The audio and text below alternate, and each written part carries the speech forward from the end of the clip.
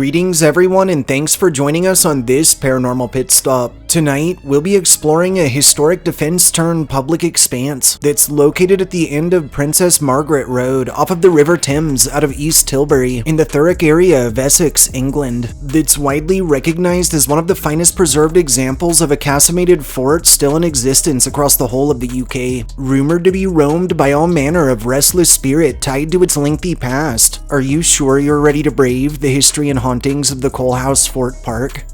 Historically, through the 15th century, it's documented that following insistent requests made by the local populace, in July of 1402, the crown would establish an earthen defensive rampart and towers in order to provide protection to the region. And while it's unknown exactly where this earlier creation stood, it's now suspected that this first fort was placed right near where St. Catherine's Church now rests. From 1539 to 1540, Henry VIII would order the construction of an artillery blockhouse based in East Tilbury as part of a major scheme to fortify the whole of the coastline for both England and Wales. In 1545, this blockhouse was further altered. In 1553, it was disarmed. By the turn of the century, the site had been left abandoned entirely, and by 1735, flooding courtesy of the Thames had left the expanse in utter ruin. The old blockhouse site would remain relatively untouched through the years, until a 1794 survey of the Thames carried out under Lieutenant Colonel Hartcup of the Royal Engineers, who'd recommend the fashioning of a triangle of artillery batteries, one point of which that should be situated on the northern bank of East Tilbury, only a half-mile north of the weathered remnants.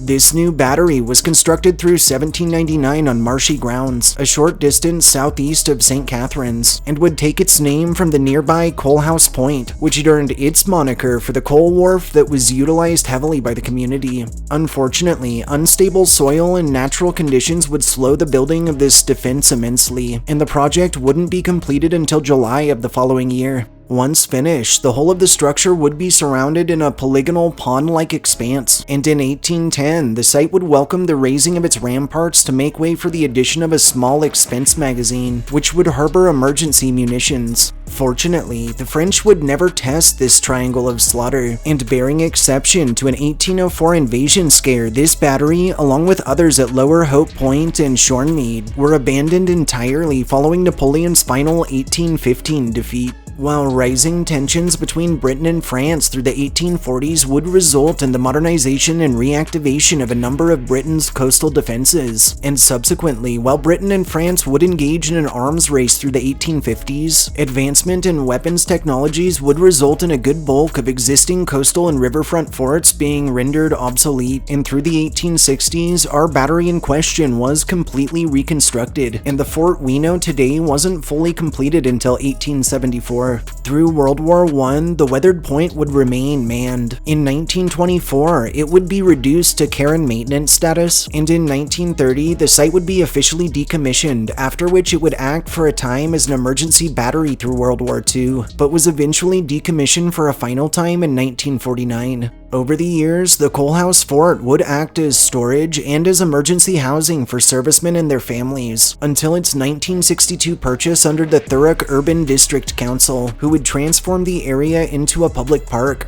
More recently, from 1985 to 2020, the fort itself would be leased out to the heritage charity the Coalhouse Fort Project, who would issue a slew of restorations, enabling the site to be safely reopened to the public. Coalhouse Fort Park remains open into the present, offering a cafe, a children's play area, plentiful picnic sites, walking trails, touring options of the whole lot, and, according to a slew of local legends, its fair share of resident supernatural activity, with those braving the expanse reporting phantom footsteps that follow the living through the tunnels, disembodied voices and the eerie giggles and chatter of children, and encounters with a range of shadowy figures and full-bodied apparitions in clothing or uniforms spanning centuries past. The sounds of something heavy being dragged across the floor with no source has been detected. Several have told of terrifying instances in which they've been either touched or even attacked by cold, unseen hands, and the eerily pleasant murmurs of what seem to be a group of men playing a poker game has been picked up from various side rooms that, when inspected, are always dark and void of life. Several informal investigations of Coalhouse have yielded high EMF levels, chilling EVPs that often include otherworldly moans, and odd malfunctions in well-maintained equipment, while others have described spook lights and phantom lantern glows from darkened spaces, half-formed silhouettes that rush at the living and vanish right before making impact, and instances of flashlights, cameras, phones, and other personal electronics dying at abnormally fast rates. Some more common phenomena experienced across park grounds include strong poltergeist activity, which some speculate is a singular angered presence, and others a culmination of countless presences. Whatever the case, through the area, furniture is often discovered moved in under impossible timeframes, entire rooms found rearranged, and witnesses have observed stones, personal possessions, or even light bulbs being hurled inexplicably and often dangerously across entire rooms at select individuals. Without question, the most active area of this age defense site is rumored to be the washroom, where a malevolent presence recognized as Harry has been known to hurl chairs at visitors and cause all sorts of dangerous mishaps. Incidentally, if you visit this fort, Harry is rumored to get more aggressive the longer one remains in the washroom, so if you absolutely require a pit stop, you probably want to make this one relatively brief.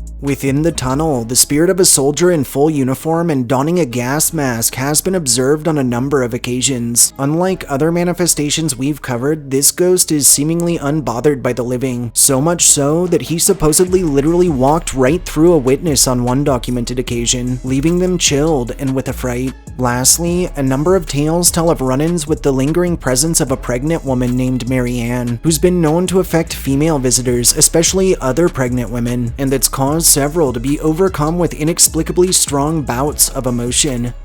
Thanks for tuning in for this Paranormal Pit Stop. If you enjoyed hearing our histories and ghost stories, subscribe to our channel, like this upload, and share us with anyone you feel deserves a good scare. Pleasant dreams.